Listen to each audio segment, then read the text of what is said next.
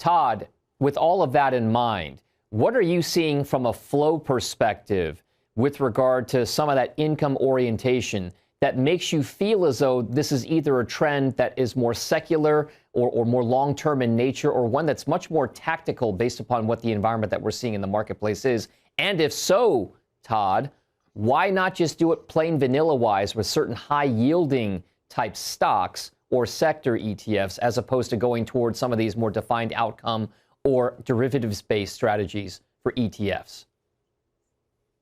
Yeah, I think this is all about access, right? You think about ETFs, they've been bringing access to certain strategies for 30 years now. We started with large cap equities in 93, gold and EM in 2004, and now we have these covered call, the yield max, right? All these option strategies that previously were not available to many investors out there. There's a common investor. And so they've been introduced to this entirely new category. And I think some of them, depending on the investor, they may be sitting on a large capital gain from an individual stock or an index product. And so now they're using these covered call type strategies or option premium strategies to perhaps balance out the risk of downside there, right? They'll gain income. Ideally, the volatility on the downside would be a little bit buffered, right? From the covered call from the option types of strategies. So I think they're just surrounding current holdings along with the access that they get to these ETFs. And it's the same thing with all the other derivative plays out there, or even just gold and crypto, right? The access to these products is so frictionless now. I think that's why you're seeing so much inflows go to all these categories. Really explosive growth over the last 4 to 5 years. Todd, that explosive growth has been in certain key parts of the market. You had mentioned before this idea of gold, or just maybe metals in general, also Bitcoin, cryptocurrencies. How much is the landscape tilting in your research and your kind of strategic view? How much is it tilting towards these alternatives as more of a mainstream type asset? In other words, when can we start seeing some of these so-called alts become normal just for ETF investors overall? It sure seems as though the products are being added at a very quick pace.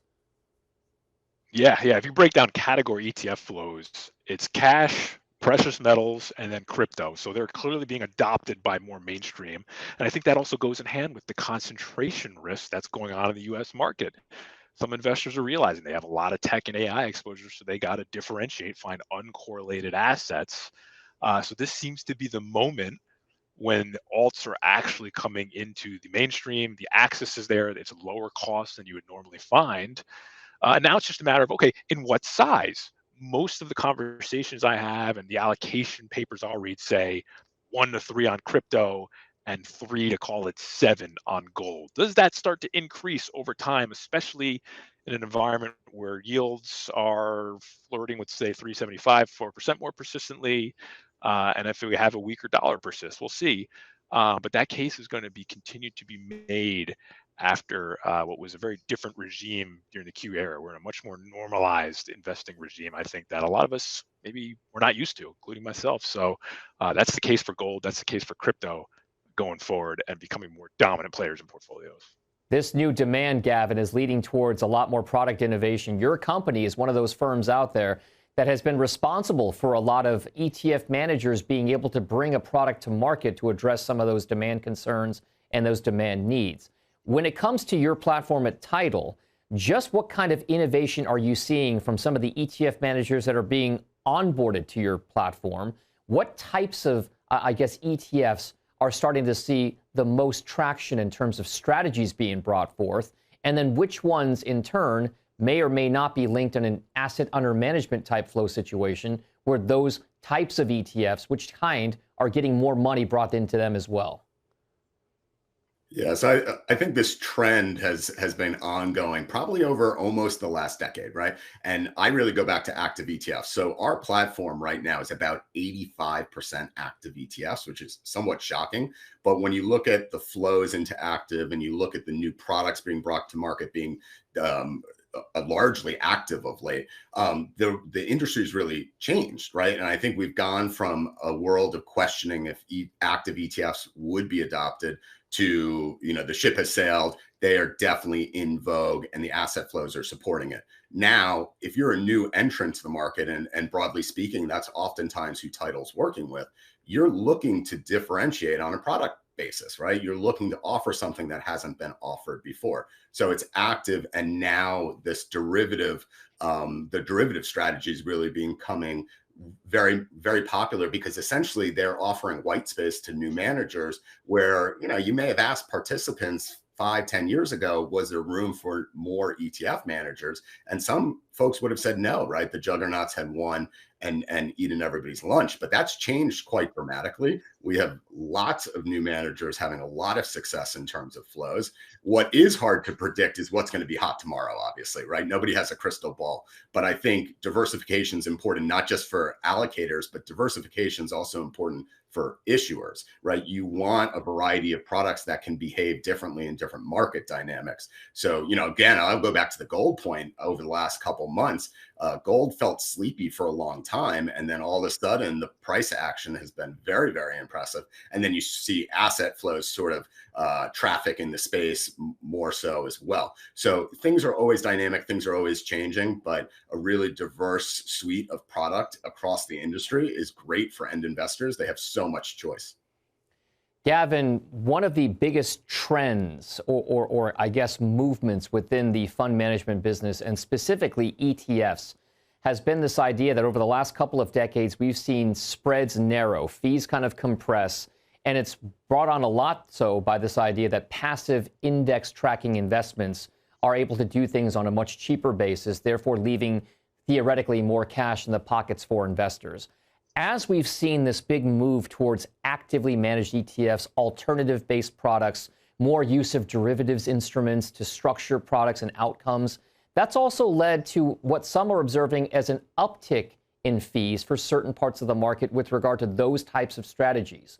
From a titles perspective, at what point do you kind of look at these fees and say it's worth it to go some of these routes, as opposed to just sticking to a passive type instrument where the fees are perhaps even a fraction of what even the low fees for some of these active ETFs are?